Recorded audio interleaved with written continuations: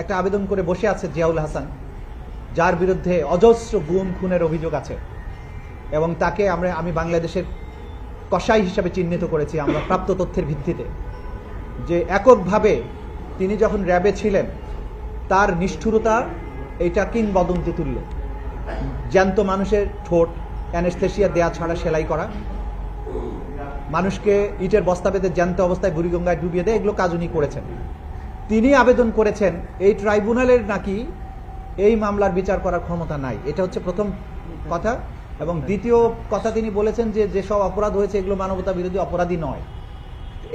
এই ধরনের পিটিশন ওনারা দিয়েছেন, তো দিয়ে ওনারা একটা হাইপ তৈরি করতে চান, দুনিয়াব্যাপী একটা নয়েজ তৈরি করতে চান, সেই কারণে তারা অ্যাপ্লিকেশনটা দিয়েছেন। অনেক বড় অ্যাপ্লিকেশন, নানান কথা তারা বলেছেন, এগুলোর আমরা যথাযথ আইনি প্রক্রিয়ায় জবাব দেওয়ার জন্য আমরা সময় চেয়েছি। আগামী 1 মাস পরে এটা শুনানি হবে 20শে জানুয়ারিতে। তো জবাব আমরা দিব, আদালত যথাযথ আদেশ নিশ্চয়ই তারা দিবেন।